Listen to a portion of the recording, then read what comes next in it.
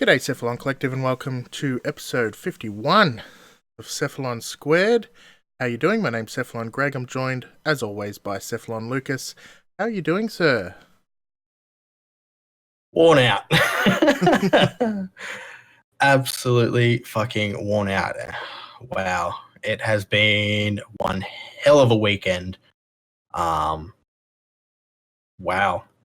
It has Wow. been one hell of a weekend. I'm sure everyone knows why it is TennoCon weekend. Lucas was the crazy one of the two of us who stayed up all night because it started at 1 a.m. Australian time and finished at, what was it, 9:30? 9:30, yeah, 9:30 a.m. Thereabouts, yeah. So I got up at And my buddy 5:30. and my buddy hates me, so I have still not yet gotten any fucking sleep. God, look at him. Glorious. Glorious. And tired and exhausted. Gloriously tired. But he's here for you because he is I'm a here. tireless Cephalon. Yes. Thank you, Lucas. Yay me. How's the weather treating you? Well, the weather. Well, today in the city of Ipswich, it is currently 16 degrees Celsius with an 80% humidity. 16 degrees Celsius with an 18% humidity. I believe that's 80%. 80%. 80%. 60 degrees Fahrenheit, which is interesting. Still sounds pretty warm up your way, to be honest. Then again, it's only 12 degrees here in Melbourne, so it's not like it's freezing cold here either. 54 degrees Fahrenheit with a humidity of 92%. So, Good times. yeah, most interesting. What'd you get up to in Warframe this week? Well, this week in Warframe, I have mostly been smashing out my PC account. Yes. Literally You've done pretty smashing my PC account. Mm-hmm. We did a little bit on Friday on the PS4 account. That was mostly to get the last couple of more rewards from the Nightwave intermission and do some ducat farming. Apart from that, PC account has been priority this week, and in a matter of a day, I have gone from Jupiter, Europa, and smashed all the way through to Neptune, and I have completed the second dream all in the matter of a day. So Yeah, you've done yay. pretty damn well. I've been smashing through, well, not as quickly, but I've been smashing through my PC account as well. Finally got up to the War Within, so I am ready to work my way through the War Within so that I've at least unlocked sorties, which is where I wanted to get to as an initial place, and you'll probably be in the same place tomorrow, yeah. So, good thing is I've got this week off, so we might be able to work together to get to where we need to be. But yes, and of course, there's a hell of a lot of news this week. There was a little bit of ordinary news, then there was TennoCon. So, just before we get into it, we will not be doing a standard episode again this week because there's just so much news from TennoCon. If you watched TennoCon, and you should have, if you watched it, you know that there was a lot to talk about. So it's mostly going to be a normal episode minus the beginner and advanced topics, and we'll be back on those next week with episode 52. 52. Yep. And also to note that we won't be covering everything from TennoCon in this episode, as Greg didn't have a chance to watch the other panels, so we'll hopefully be covering the other panels next week as well. Yeah, exactly. There was a lot of stuff that was shown, particularly on the art, especially on the art one. Lots of deluxe skins, lots of weapons, so yeah. Lots of new enemies. Oh, really? Oh, man. Lots of new enemies. I think they showed like 5 new sentients. Oh, wow. Okay. Yeah, far out. Yeah, we definitely need to talk about that. And of course, there's probably a lot of you out there that haven't seen any of that as well, so talking about that next week is probably still okay, because I'm sure there's probably a lot of people that still won't have watched it next week. How is everyone going to fit 8 hours worth of content into their regular schedules? Anyways, did. You did, because you are a nutcase, and that's why we love you. Hey? Hey? Yeah. Right. Love for the crazy guy. Crazy guy. All right, so on with the show. We'll kick into the news. So the first bit of news, did you want to do that one, Lucas? All right. Number one, there was a TennoCon sneak peek, little tidbit trailer before Spider-Man Far From Home at select cinemas in the US and Canada. It was only about 30 seconds long, but from what we managed to see on social media, it looked awesome, and of course they then showed it off again at TennoCon, which we'll be discussing a bit later on. So that was fantastic, cool, a very sneaky DE, very sneaky. Exactly. And it was well done because they knew people were going to film it and share it online, so it was a good idea. Yeah. All right, for the second bit of news this week, DE partnered with artists from a company called Vulpin Props, and they built a life-size Moa statue, and that picture I've got on the screen there is actually an image of it. It's not rendered. So that just looks amazing. Fantastic. I wish I was there to see it. At TennoCon, they had a museum with all sorts of cool stuff there, so wish I was there. Such is life. Need one for my bedroom. Yeah. Yep. Third bit of news. Third bit of news. Discord Nitro users can now grab themselves a free Sarin bundle, which contains the Sarin Deluxe Orphan Skin, the Milia Sugatra, Embolist Armor Bundle, Samaya Sindana, but no Sarin, and much more. Yeah, no Sarin, sadly, but I guess they can't just keep giving away Warframes. Last bundle had Ash in it, so one is enough. And I think the Embolist Armor Bundle actually comes with the Embolist gun as well. Oh, really? I think. Yeah. Even better. Cool. Yeah. If it does, cool. Don't quote me on that. Fair enough. All right, and the last bit of news for the week came out just before TennoCon started, and that is basically that there will be the Clem Noggle at TennoCon, but not only at TennoCon, you can also buy some of the TennoCon merch online for the first time ever, so you don't need to be there in person. Of course, there will be some stuff that is TennoCon only, but this little Clem Noggle you can buy on the online merch store, which I was hoping to do, so now I can do so. Yay, exciting times. I want Clem. Yay. Let's get Clem. Get Clem. Indeed. Alright, so next little piece. You know what to say about this one, Lucas? I'll leave it to me. I have no idea what to say about this one. I thought so. My notes are minimalist. Very vague. Yeah, so PAX Oz, of course, we are planning to attend. We're planning to do a panel, and we're planning to throw a little get-together. And basically, I'm just asking again for anyone that is interested to sign up on the website. Go to cephalonsquared.com, click the little button that says register your interest in PAX Oz, just so that I get an idea of numbers. It's only a few months away now, so we got one or two people in there that have registered. Thank you. You know who you are. But yeah, of course, I'm hoping to get an idea of some more numbers. Nicely. All right. I can do this one. I can do this one. This one's easier. Put more notes. All right. So next week we have the Cephalon Squared birthday shenanigans with our 52nd episode. Trying to think words. And thanks 52th. And thank you to DE for being gracious and supporting us with this. So we have a Wukong Prime Access to give away as our little birthday shenanigan reward kind of present to one lucky member of our community. So keep your eye out on social media for your chances to win that sexy Wukong Prime Access. Indeed. Well done. That's exactly what needed to be said. Happy birthday to us. Happy birthday to us. And one person will also get some birthday celebrations in the form of Wukong. Wukong! Alright, so that's all of the news for this week. There was quite a lot for a week that was just leading into TennoCon, but of course most of it was really related to TennoCon, so... Are you ready, Lucas? Are you ready to talk TennoCon? Ooh. Down the rabbit hole we dive. Indeed we do. Indeed we do. There's a lot to talk about. So, it started off very much like a dev stream. It was the usual gang: Scott, Steve, Reb, Jeff, and Sheldon.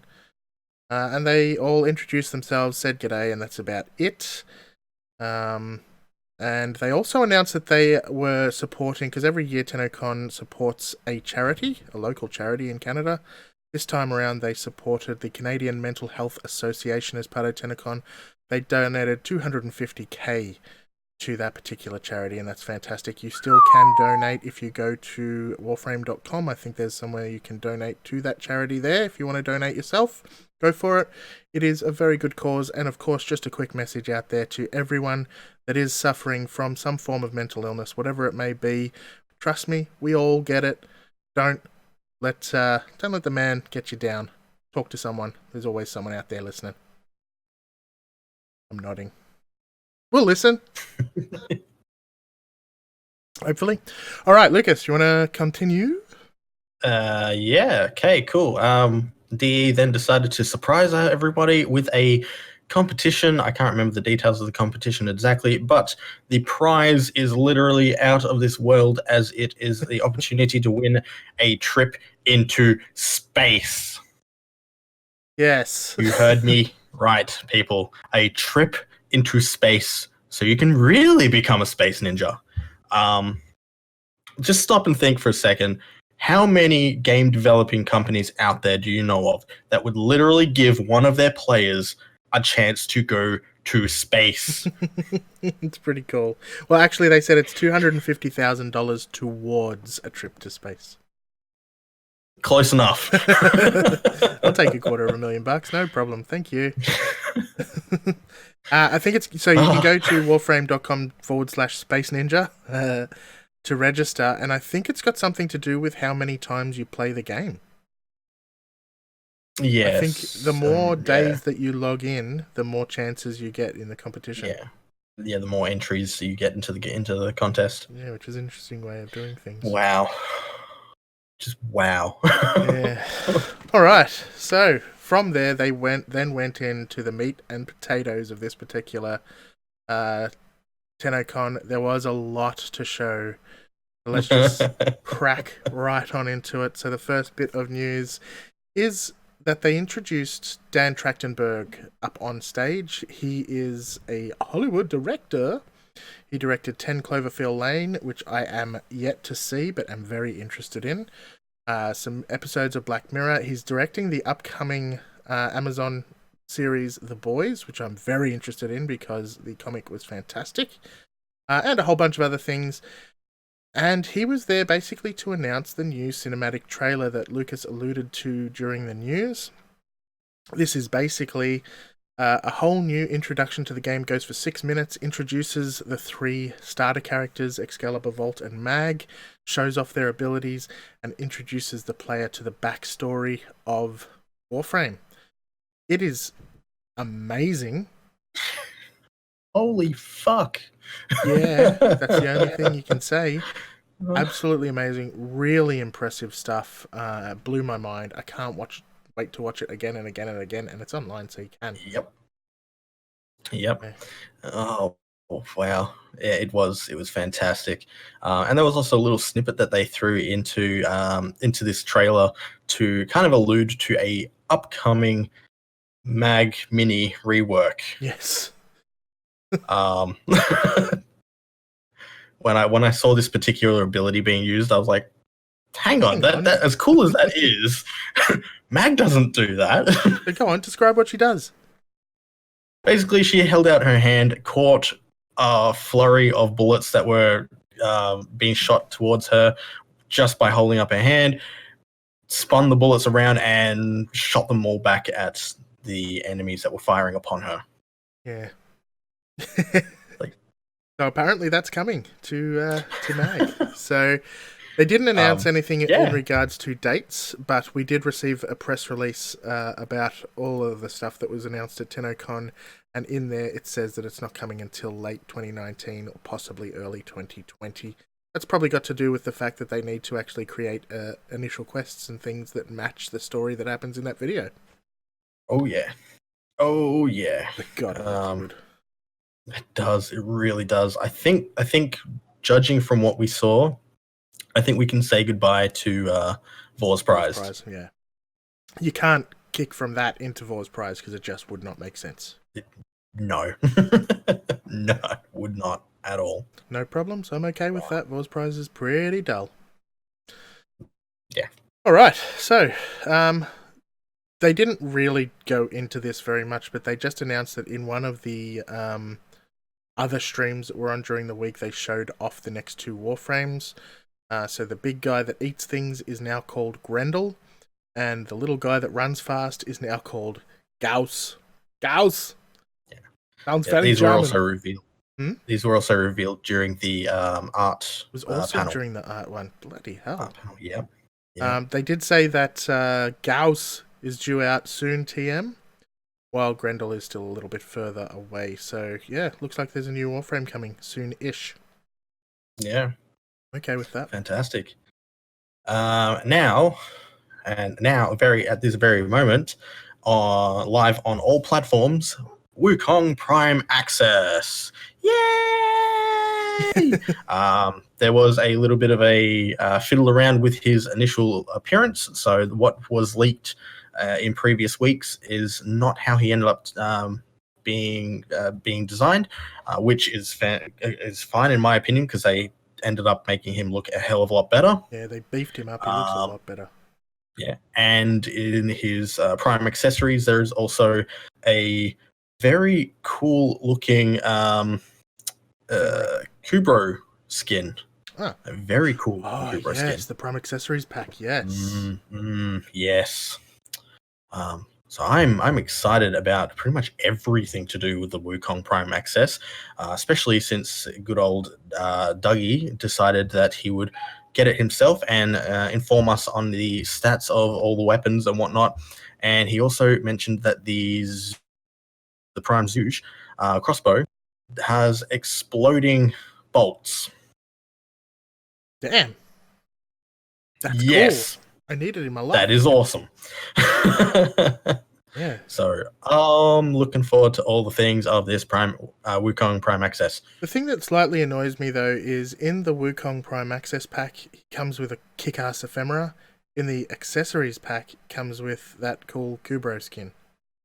Unless they both come in the accessories pack. Maybe they're both in the accessories pack. Because if you get one in one pack and the other in the other, you have to choose between the two. That would really annoy me. Yeah. Anyway, Wukong Prime, he actually looks amazing. I'm a big fan. Yes. Alright, so next up they invited Cheryl Mebane onto the stage, and if you remember who she is Nora Knight. We did interview her 3 or 4 months back now. Look for special episode number 2. She is a fantastic individual. Hilarious, intelligent, and just relaxed, and just an all-round pleasure to talk to. Good person, exactly. She jumped up on stage to introduce Nightwave Series 2, which is also live on all platforms. Introduces this new character called the Emissary, who is a little child, strangely, who is immune to the infested, can't talk, seems to have had his head dislocated from his shoulders, and can heal people. So I'd like to see where this story is going. It sounds very cool. Oh, yeah. Apart from that, plenty of awesome rewards in this in this now released Nightwave, including a kick-ass operator armor that just looks infested and glorious, and I need it on all of my accounts, so I'm going to be working on my ass off for it. Yeah, I think sadly everyone's going to be using that at the end of Series 2, so they're going to have to up their game with Series 3. Oh yeah. But yeah, there are other nice looking rewards. The sigil and whatnot looks pretty cool. It's have a hand. I believe it's kind of like to represent the healing hand of the child. Yep. I think there's a couple of noggles. There's a statue of the child, and then there's the infested ephemera. Yes. Ooh, pretty. Yeah, I want that too. And there's a couple of weapon skins. It's actually pretty good. I thought there was going to be some weapons, some new weapons, but unless they drop from an enemy we haven't been introduced yet. Quite possibly. So, interesting. Anyway, Nightwave has started. Get on into it. It's pretty damn cool. So, from there, they then showed off the new war. Wow, there's so much that happens in this trailer. Of Oh course, we boy. see the massive sentient mothership.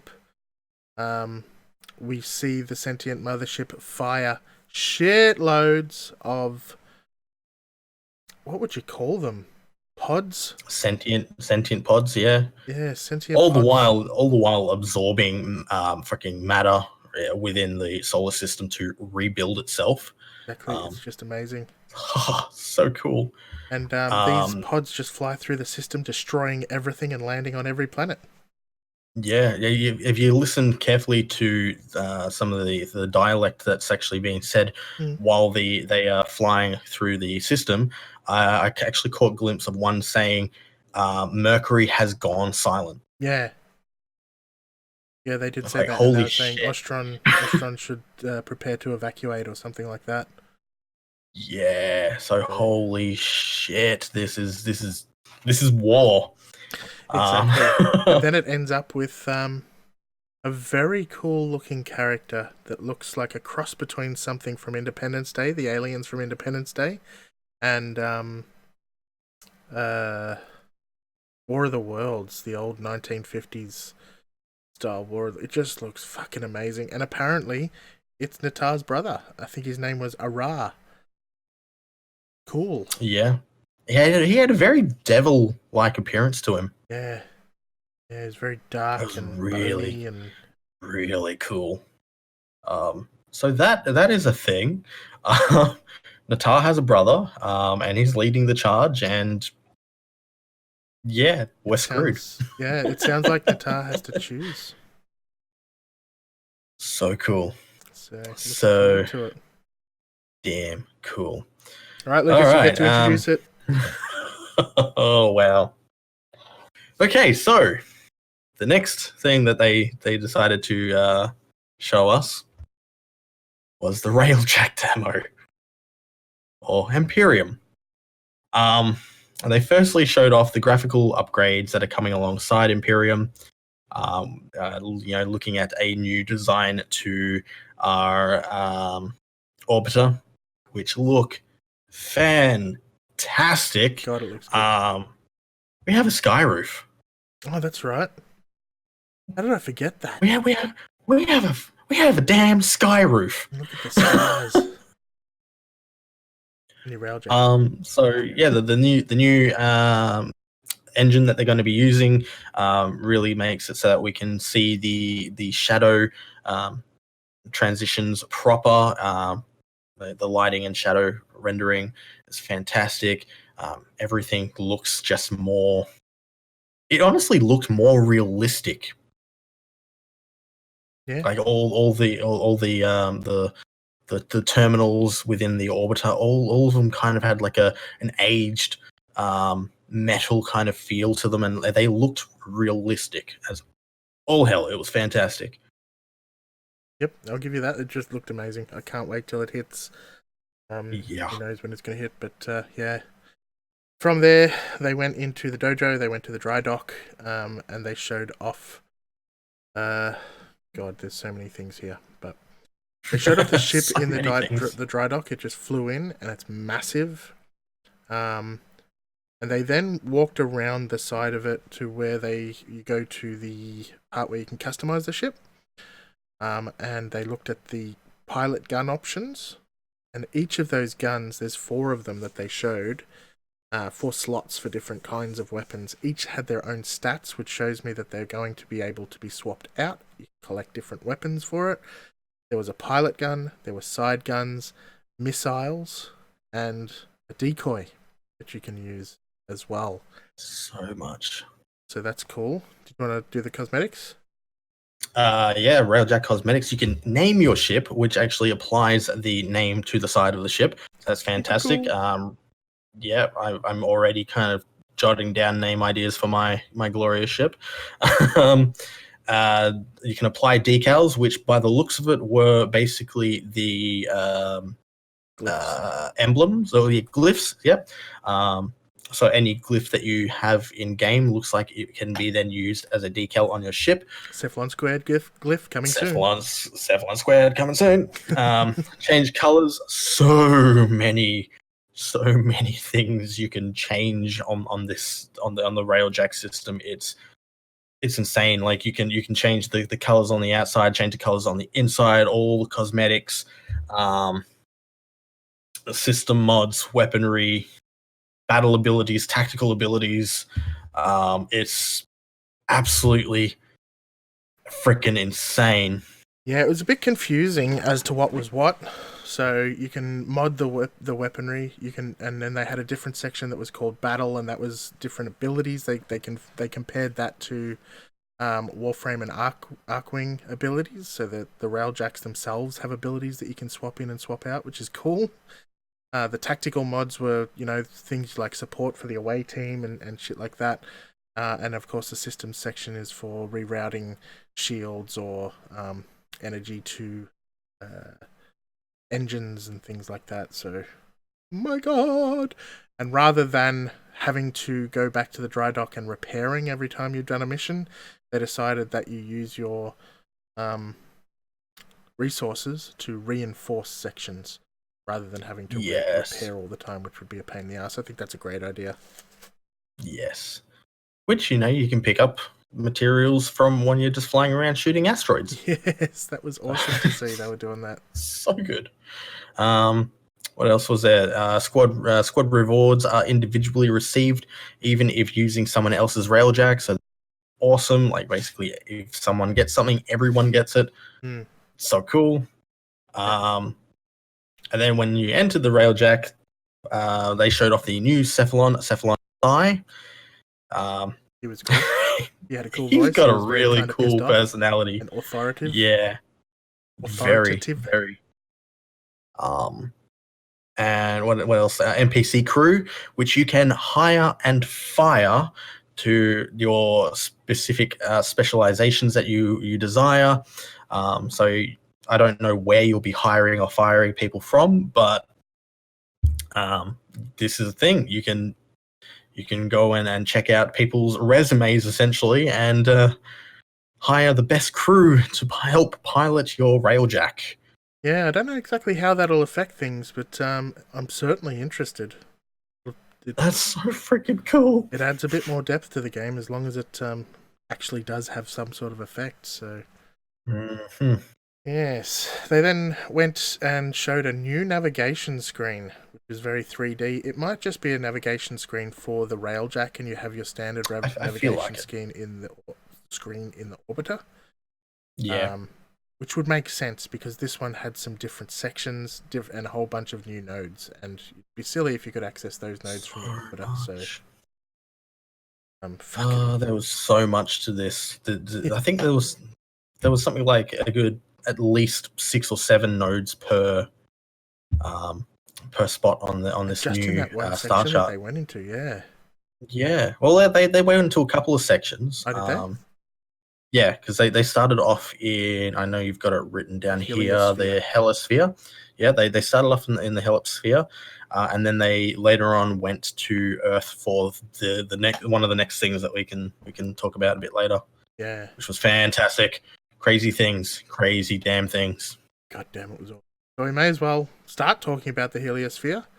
And that one there was an Orokin derelict. So they chose a really simple mission, which was to go investigate the Orokin derelict. This is where you saw that they were flying through asteroids and different Orokin wreckage, collecting resources, like you said, as they were destroying stuff and flying through them and collecting them. Other team members were going down to the side guns and using those to shoot down different things, asteroids and whatnot. And then 2 of them entered the Orokin Tower using their Arcwing. So last time they showed this off, only 1 person went in, and I kind of thought maybe that's all it was. But no, I think it looks like everyone can. Everyone can leave, yeah, because they did show that at the end. So damn cool. And they found a ship mod. They found a ship mod.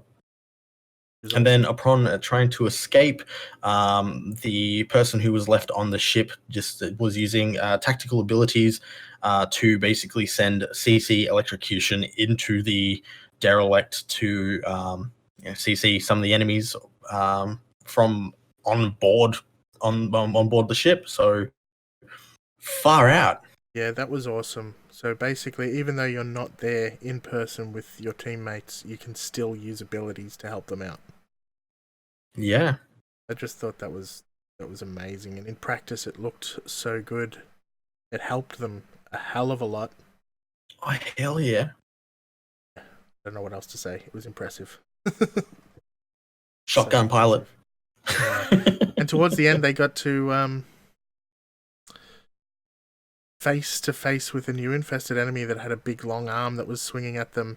Seemed to have a shitload of health. Took them a while to get him to go down. So that was interesting. I think they actually showed off that enemy in the art panel as well. I just can't remember exactly. There was a new infested enemy they showed off, so that could be that same infested enemy. But I'm tired as all hell and can't quite remember the designs. Fair enough. All right, you want to explain the Kingpin system? Oh, this as much as I love the idea of Railjack, this is probably my new favorite system that they're introducing, and the Kingpin system is nothing like they originally told us it was going to be related to syndicates. Instead, you have what is called a Kuva Lich, which is created when you kill them. They kind of try and trick you into killing them. They are Grineer soldiers that are spiked with Kuva and will steal your Warframe powers if you kill them with one. So basically, you create your own worst enemy, and they grow in power over the time. The more you kill them, the more powerful they get because of the more abilities they steal from you. And they even go as far to basically create their own following, gather resources and ships, and basically create their own fleet. So you essentially you don't necessarily create an enemy, you create an enemy faction. Yeah.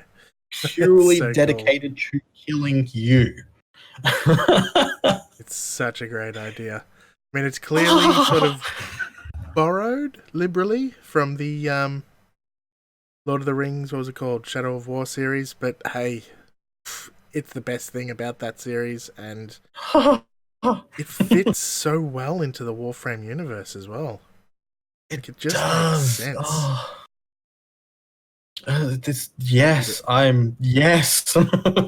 Give me my life. Must have. Yeah, the team that was playing demonstrated that they went to take out one of those Kuva Liches, and this particular one had been chasing Redford apparently for a long time, and he had his own small fleet. He was piloting a large galleon, so he wasn't something you could just sneak up on. So they decided to go sneak around the side. There was a void storm coming in. And the next part was something that I really found interesting as well. Rather than just going and destroying the other ships, the other team members on the squad commandeered them. So basically, like Grand Theft Auto, Grand Theft Warframe, they went and stole the other ships and Grand Theft Railjack. Yeah, to attack. So that was just amazing. So damn cool. And then, of course, there is a quick way to return to your ship if the ship is boarded with a Railjack recall in the gear slot. So it's just pretty much an immediate teleport back to the main Railjack ship. So that's a thing. That's cool. Yeah, hell yeah. It's important too, because if you're out piloting another ship and your Railjack gets boarded, you need to go back quickly and then get back to your ship. So I'm glad they put that in. Do you want to cover this next one? Okay, this is a little more. It's not. I wouldn't say it's more complicated. Intense. They're both complicated. It's intense. it's definitely intense. So it's called Squad Link, and so basically in the demo they were showing off the galleon required several steps, some of which can be time consuming and difficult on your own.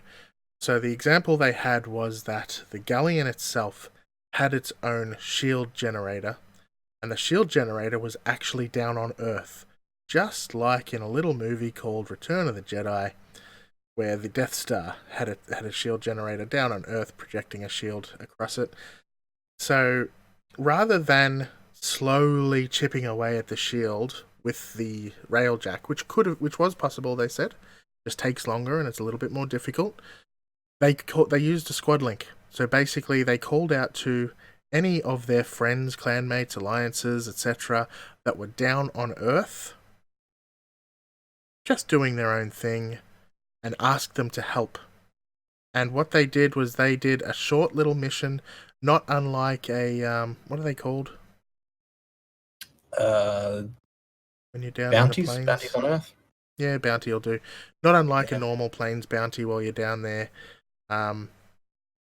Just a quick little thing where they had to run off and blow something up.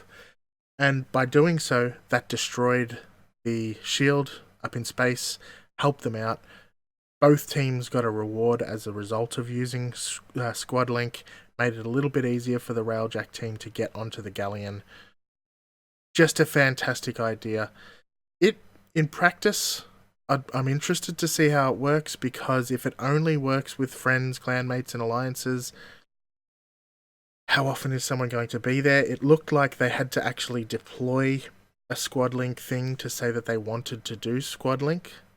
So if no one actually deployed anything, does that mean you just don't have it available, or does it then go matchmake for people you don't know? So there's a lot of questions I still have about Squad Link. I think they said it prioritizes people that you're friends with. Yeah, that would be good, as long as it still can matchmake with people who you don't know. That would be fine as well. Yeah. But fuck, that's a great idea, and as long as it gives rewards that you probably can't get in any other way apart from Squad Link, it'll encourage people to actually do it. Oh hell yeah! So basically, what they said to me at the beginning of this was that if you've ever done a survival and you hear Lotus say a lone Tenno operative is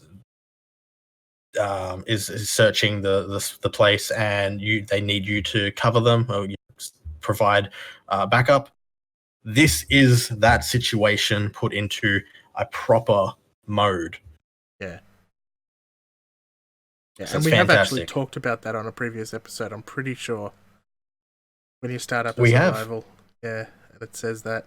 It'd be nice if you could actually do that. Here it is. Here it is, exactly. Thanks, DE. Wow. It's fantastic. So once they took down that shield, they entered the ship, they confronted the Kuva Lich, but again, it wasn't over there either. The Kuva Lich himself was using the power generators of the ship to shield himself, so the team that was on there couldn't actually do any damage, which meant that someone had to leave and go back to the Railjack and shoot the power generators from the outside to take down his shield. I mean, it just keeps getting better and better. Oh yeah. So obviously they used the teleporters to get straight back to the ship, to make it nice and easy, so they didn't have to run all the way back.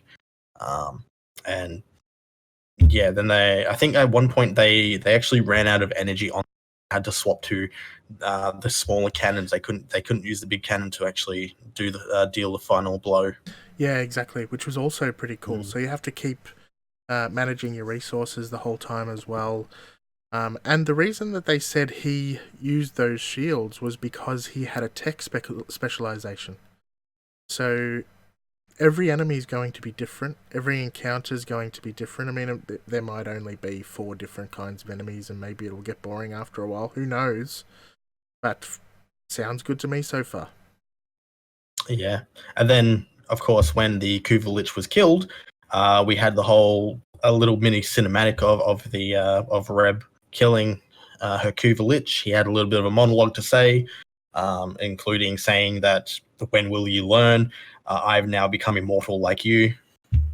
And then I had a little bit of a kind of like what's the word I'm thinking of? A little bar popped up with some information going back to the Kuva Lich. So how many days he'd actually been alive for, what powers he currently has, who his Tenno is, essentially all that kind of stuff.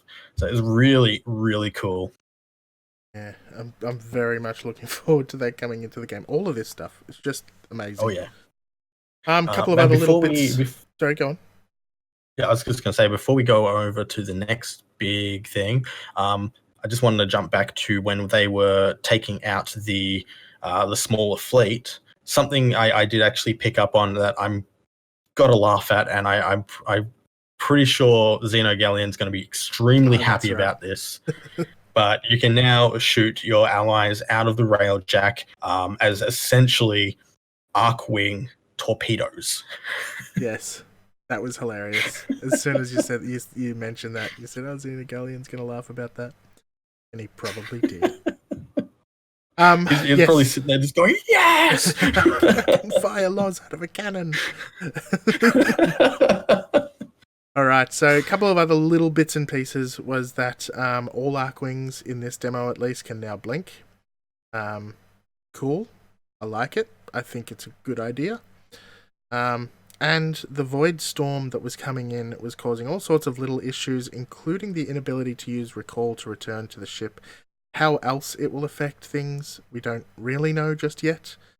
But at the end of the demo, when they had finished and they were flying back, and they were trying to navigate through the Void Storm, the storm itself seemed to pull the operator out of the warframe, which was kind of weird because the operator's not necessarily inside the warframe, but that's what happened. And that kicked off the start of the next thing. All I can say is thing, because it was weird. It was very weird. Now I'm just going to interject here and say, if you look at the posts that D have put up on something like Facebook or Twitter, then they state that this is the new open world map. Yes, but and it was also during TennoCon, they said we're not giving you another open world map. So no, they didn't say that. What he said was, we don't want to show you another open world. So basically, the last two TennoCons, last year was just Fortuna. The one before that was just Plains of Eidolon. So he didn't want to go through another open world map. But this is definitely an open world map. We received it in the what do you call it? Press release as well. So it has been referred to as an open world map. Because I was thinking about that as well, and I listened to it again. I had to watch the whole thing again a second time today. And yeah, he says, we don't want to show you another open world. We want to show you something different this year. We want it to be different and feel different. But then they went and showed this and didn't mention that it's an open world. And oh boy, it's mind-blowing. I don't even know what to say. We had one person that saw this and basically referred to it as something very similar to Death Stranding. Yeah, because it's weird. It leaves you sitting there going, "What the fuck did I just see?" It really does. Basically, what it looks like is you go to some. It could be, and the reason I think they call it the Deviri paradox is I think it's going to be some sort of like a alternate reality or an alternate dimension, and when you go there, you become your adult version of your Tenno or something like that. Because, and when you leave there, you're no longer the adult version. I think it's only while you're in that place. But I don't know. I mean, who are these people that are there? Who is this main character that's there? He's obviously an adult Tenno. But why is it all black and white? Why is there only little bits and pieces that are colour? And the bits and pieces that seem to be colour is when an operator pops in and it looks like a memory. And why are there space dragons? Why is there a space dragon? Why is there a sci-fi demon horse. Yeah. I'm not complaining about any of these things because, and why is he wearing a funky freaking lead mask or something? Again, I'm not complaining about any of these things because they are right up my alley. I Oh hell yeah. love weird and I love just fucked up shit. So this is both weird and fucked up. Yeah. But I don't know how to explain it to you if you haven't seen it. I strongly recommend you jump on YouTube and watch the trailer. You can't explain it. It was a mess of just confusion and awesomeness and yeah. I mean, And then he jumps on the horse at the end and there's like a western whistle. and the only thing he had equipped was his Tigris. Yeah, so and it was because it had been in the ground for freaking 20 years. It was an old crusty Tigris. It was old crusty. So you have your grown up adult operator You can't on the use back his void of abilities. you can't use his void ability on the back of a twisted interdimensional horse. With space dragons, and the only thing equipped is an old crusty Tigris. Yeah, so I don't know what it is, What but the I fuck? am fucking interested. The sad thing is, we don't know when this is coming. I'm thinking it's not till mid to late next year. Is my thoughts. Yeah.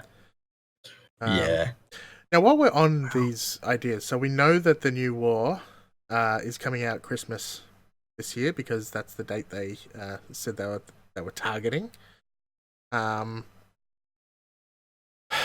We know that Nightwave's already out, Wukong's already out, New War we already talked about. What else was there? Apart from Railjack, there's nothing else. Oh, there's the cinematic quest is probably late this year or early next year. I'm going to say what I think about Railjack and then let me know your thoughts. So my thoughts are that Railjack is not too far away. It's not close, but it's not too far away. And the reason I say that is because they weren't willing to say anything. If they knew it wasn't coming out soon, my thoughts are they would have said, this isn't coming anytime soon. Sorry, but blah, blah, blah. They showed us it last year. So it's been over a year that it's been in development. What they showed off today looked really, really well defined. About really 15 polished. months. Yeah, it's been in development for about 15 months. It's both a long time and not a long time in terms of development. But it's, I've got a feeling that they just didn't want to commit to a date today, but it's probably not too far away. What are your thoughts? Like 3 months, I'm thinking. Okay, so we look at like the time frame of something like Plains of Eidolon or Fortuna. And Plains of Eidolon in particular, that was probably, I don't know, maybe a good 8, 9, maybe 10 months in development. Right? Mm-hmm.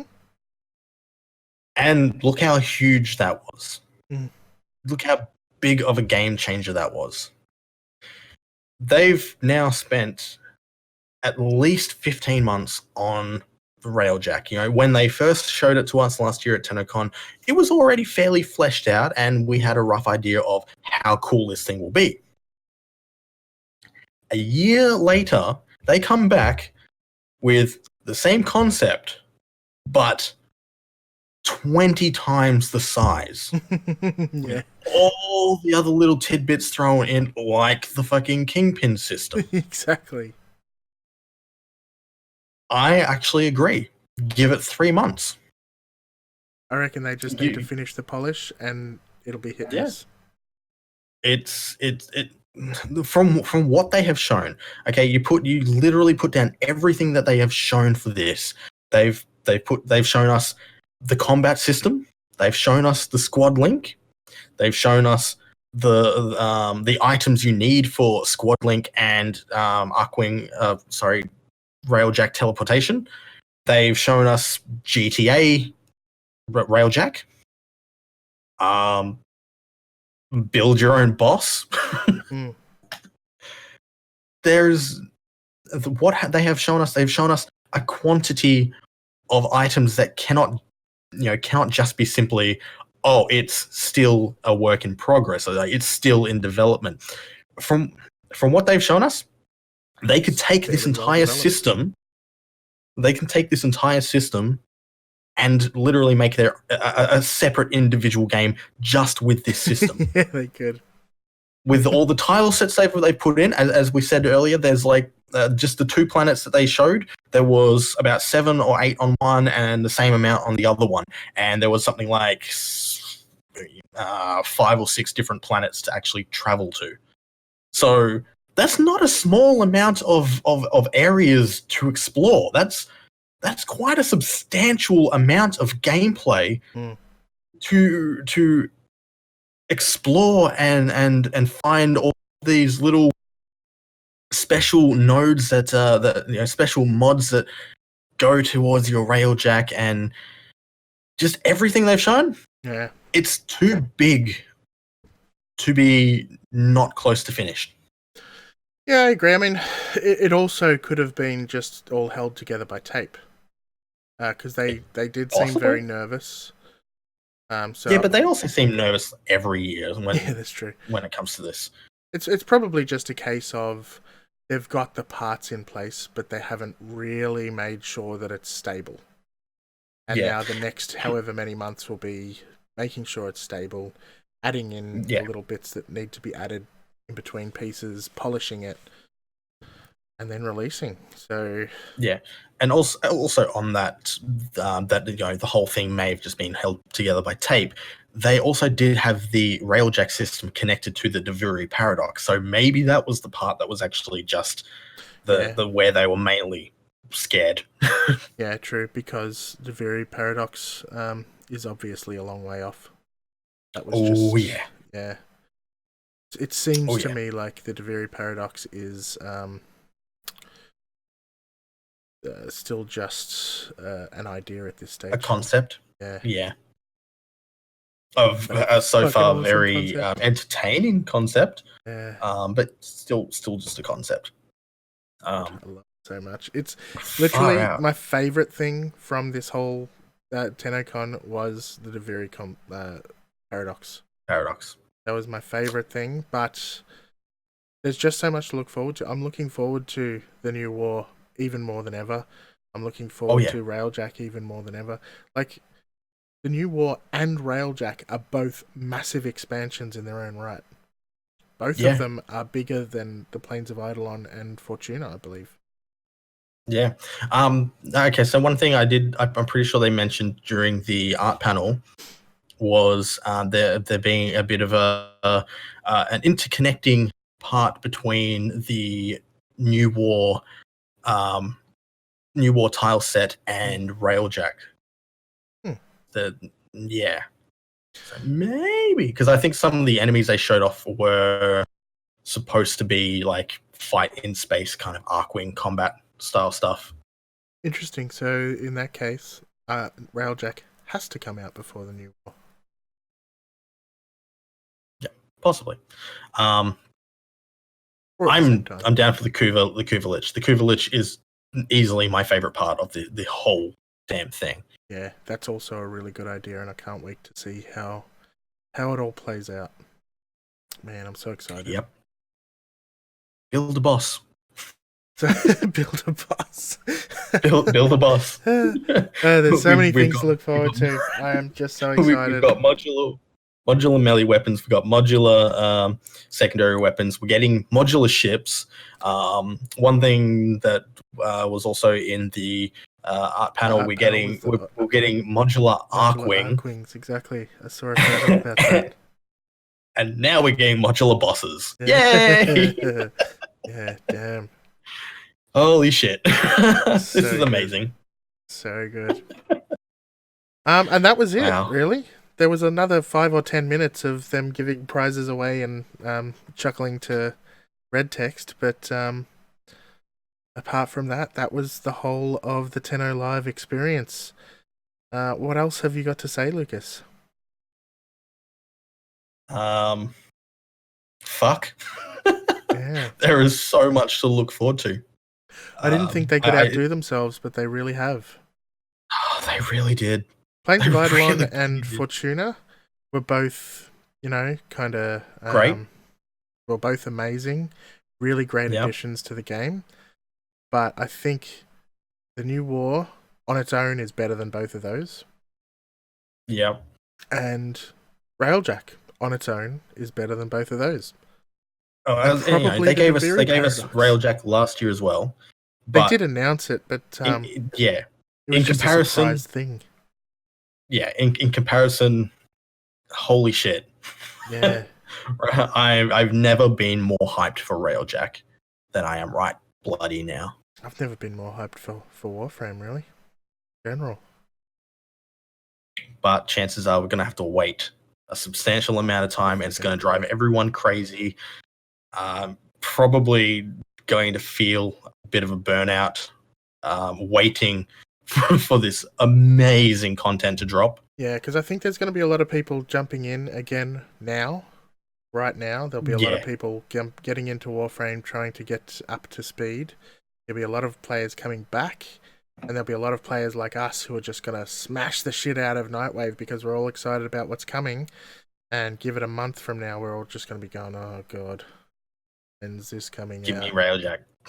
Yeah, but that's life. We're used to it now, so yeah, it is. That's Warframe for you. Yeah, and once Railjack comes out, I think it's going to give us several months at least worth of. Oh, easy. As I said, the Railjack itself could literally be an individual separate game. Well, from what we can see, we don't know how much there is to it. There might only be a couple of mods, and they might all be easily acquired, and it might be all over quicker than we anticipate. But I hope not, because I'm pretty sure DE is also thinking about that themselves. Yeah, I'm pretty sure. And also, if you've got to build something big. Yeah, and also if you think about the difficulty building of the Kingpin system, the Kuvaliches, this is endgame content right here. Mm. This is essentially a raid-like experience to try and take down an entire faction with a massive mechanic strong boss fight. Mm-hmm. So there you go. This is possibly Warframe Endgame. I will reserve my judgment on that one. you reserve your judgment? Until okay, that's fair. That's fair. I'm just thinking because they stated that every time you kill Lich, he gets stronger. So they did have evolutions like Pokemon. One of the stats when he died was how many times he'd evolved. Yeah. So does it actually have like an actual level that we can see? You know, the first time you kill it, it's level 20. Second time, it jumps up to 50. Keep going. Next thing you know, you're fighting a level 300 boss whenever you show up at his doorstep. Yeah, that'd be cool. Who knows? Well, yeah, it's literally an ever-evolving boss fight. Possibly. So, possibly. You may also be, getting a little bit more excited than what you've been shown. But excitement. Someone's got to be. Oh, excitement's good. Kuvalich. Yeah. So they've got some really good ideas, and they're actually starting to put them into the game. We can only hope that they're in the game sooner than later, I guess. But the good thing is we've got Nightwave Series 2, and it looks like this story is even better than the first one. It looks really interesting, so sign me up. Good rewards. No sign of a wolf-like character yet. No. Yet. So we shall see. Hopefully soon. All right, so we will move on from our TennoCon talk, which was amazing, and move on into the community call out. So there was one new addition to the US iTunes reviews. Apart from that, everything else was the same. So we're still at 60, or we are now at 66 reviews. And if you didn't see our what was it last week, episode 50 live stream extravaganza, then you may not be aware that we're now aiming for 100. At 100, we'll do it again. We had so much fun that we decided we want to do it again. And, one of the guys said, hey, why don't you just aim for 100? So we thought, why not? We'll give it a shot. We're at 66 already, so we don't need that many. The reality is we'll probably end up doing one even if we don't hit 100, but let's get 100. Come on. Goals. And another goal we have is to hit 150 followers on Twitch as soon as we possibly can.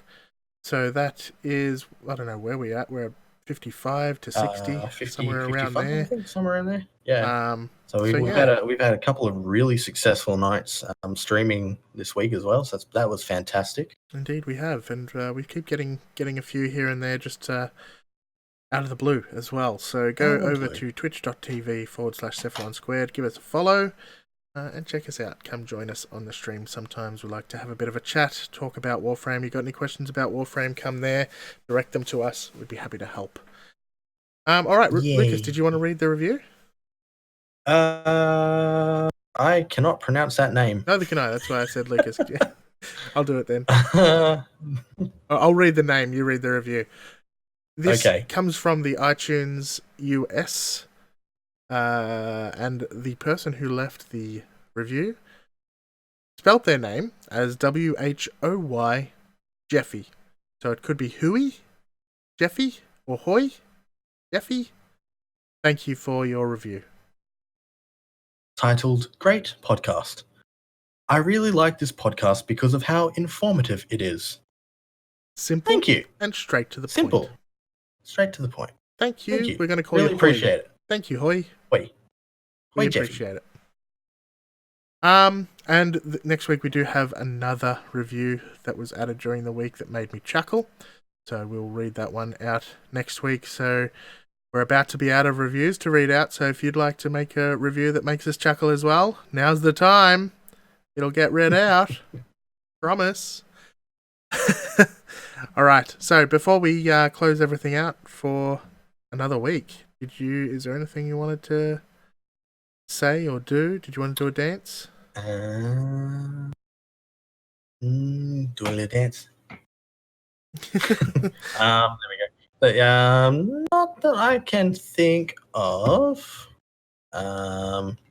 Basically remind people that we didn't cover everything from TennoCon this week, but we will be jumping into more of that stuff of the other panels next week. So we'll try and do all of the panels in one discussion next week. Yes, and there is some juicy stuff to look forward to. Yeah, they showed off a lot of shit. So. Oh yes. Good shit. Not bad shit. Good shit. Alright, cool. So that brings us to the end of episode 51, the TennoCon 2019 special. Thank you for listening. Of course, next week will be episode 52, which is technically our 1 year, but might be a week or two off. And I think that's because we started on a Tuesday and then we changed to a Sunday. So we kind of did 2 in the same week.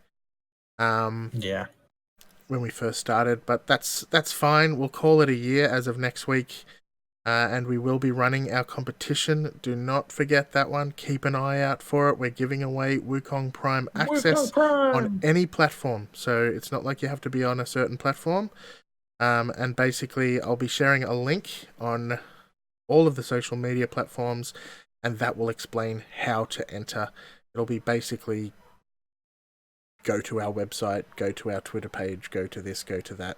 You don't necessarily need to follow, you probably just need to click the link and it'll give you a what do you call it? Entry. Thank you. English is hard when you're tired, as you know, and you corrected me. Oh yes. It'll give you an entry, so there you go. I'm helping you cheat the system, but that's fine. We just want you to win, good people. Alright, so our website is cephalonsquared.com. Head on over to it, check it out. It is full of awesome information about awesome stuff, especially about Warframe. why not? Yeah. Gives you a link to all of our communities. I would like to suggest people join our Discord. Again, it's been a while since I did a call out for Discord people. We've got almost 300 people there. Very active community. Lots of people across all platforms. Need a few more on Xbox, to be honest. But everyone is very, very chatty. Loves to talk about Warframe, of course, and a whole bunch of other things, and help each other out. It's a really, really helpful and positive community we've created there. So please come along and join. Same with the Facebook group. That's starting to fire up as well. Yay. Yeah. Yay, fire up. Give us a rating on your podcast platform. As I mentioned, I'll track it down. I'll read it out on the episode. Thank you so much for letting us know that you appreciate us, or that anything you would like us to change. Happy to know that as well. My name is Greg Newbegin. I am Mad Capsules all over the place. Who are you, Lucas? I am Lucas Silvestri, Silverlight all over the place, SILVRLGHT. Thank you very much to our lovely, lovely community. Can't get enough of you guys. And speaking of our community, we also have some thanks for our very special Patreons. Indeed. So, thank you to Rathok. Thank you to Jellybean1799. Thanks, Adop88. Thank you, Einself1000. Thanks, Lord Freezon. Thank you, Logan Neal. Thank you, Danathan. And thank you, Obsolete Ninja 13. Indeed. So, once again, thank you to our producers. Without you, we wouldn't be able to continue basically growing the show. We probably wouldn't be doing the episodes we're doing right now and putting them on YouTube. Thank you to our patrons, and if you'd like to become a patron to support Cephalon Squared in any way, go to www.patreon.com/Cephalon Squared. If you'd just like to throw us a bone here and there, go to ko-fi.com, coffee.com/Cephalon Squared, and you can just throw us some support in the form of a coffee, in inverted commas, which is only $3 Australian, so it's not that much. But every dollar counts, and we are using that to try to fund Lucas's trip down to PAX Oz this year. Yay! All right, so that brings us to the end of the show, Lucas. You excited? You tired? You going to go to bed? I'm very. Can you tell I'm tired? Probably. I've been very energetic. So. I am fucking buggered. All right, so we better let you get off to bed. So thank you to Jan at disco_box on Twitter for the intro and outro, and I still haven't heard him complain to me about anyone coming to him saying, what's this say about someone saying that Cephalon Squared sent me to tell you that my voice is like, I don't know, roses on a summer morning. No, I can't think of anything off the top of my head. Think of something better, go annoy him with it, and it would make my day. Plus he has a wonderful voice. All right, thank you so much for listening. We'll see you in a couple of days for whichever mini we're up to. Mesa, that's right. Bye. Bye.